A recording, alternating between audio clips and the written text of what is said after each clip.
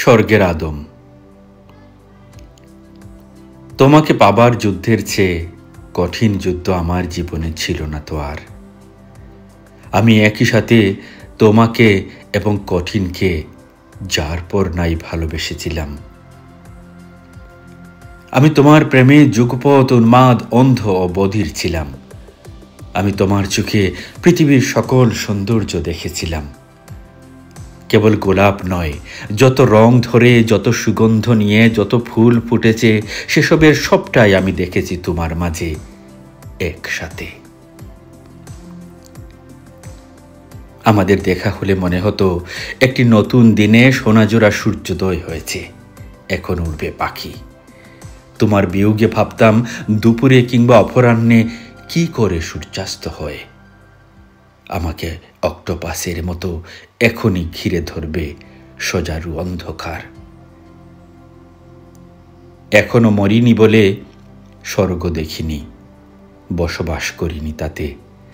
তবু মনে হতো তোমাকে পাবার হাতে গোনা ঘণ্টাগুলো আমার কাছে কি অতুল সুখের স্বর্গীয়। তোমার হাত ধরলে মনে হতো আমি অনন্তকাল কি ভয়ানক একা তাকা স্বর্গের আধম। সৃষ্টিকর্তা এইমাত্র হাওয়াকে বানিয়ে আমার সম্মুখে তুলে ধরেছেন। তোমার গায়ের গন্ধে কতদিন কতভাবে কি পরিমাণ বুঁদ হয়েছি, তা কখনো কোনো কাব্যে, কোনো গল্পে, কোনো উপন্যাসের ভাষায় প্রকাশ করা যাবে না। তোমার হাস্যোজ্জ্বল মুখের বিপরীতে জগতের সকল হুর পরি সুন্দরী মুহূর্তে ফ্যাকাশে হয়ে যেত। তোমার এক ফালি মুচকি হাসি আমাকে মহাশক্তির যে জ্বালানি যোগান দিত, সেটা যে কি অ্যাটমিক ছিল। আমি তাতে কতটা আন্দোলিত হতাম, কেমন টর্নেডো আমাকে আমূল নাড়িয়ে দিত। আমি ছাড়া কেউ তা টের পেত না। তোমার সামান্য মান অভিমানে আমার বুক ঝাঁঝরা হয়ে যেত, কমে যেত গতি, মুড অফ হয়ে যেত।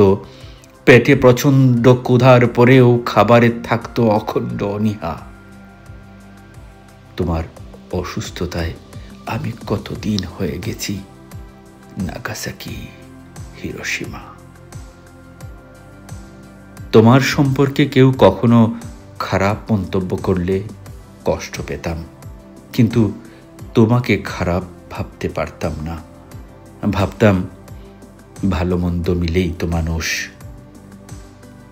আমি তোমার মন্দকেও ভালোবেসেছি ভালোর মতোই। আমার বাগানে তুমি ছিলে প্রভাতের বুলবুলি, তাদের কিচিরমিচির। আমার আকাশে তুমি ছিলে থোকা থোকা সাদা মেঘ। হেমন্তের দুপুরে আমরা কত দিন হয়ে গেছি সুনীল আকাশের নবদম্পতি চিল। আমার অগণন সন্ধ্যায় তুমি ছিলে ফের সেই সমুজ্জ্বল ধ্রুবতারা, যে তাকে নাগালের বাইরে, যাকে শুধু দূর থেকে দেখা যায়। আমি ভাসতাম সেই দূরের আলোয়, আর এতিমের মতো হাসতাম দূরত্ব গোছাতে। চাইতাম আলো হয়ে আমূল ডুব দেই তোমার রক্ত মাংস অস্থিতে। আমি আলোবাদী, ভালোবাসাবাদী। তোমাকে পেলেই হাসি, না পেলেই কাঁদি।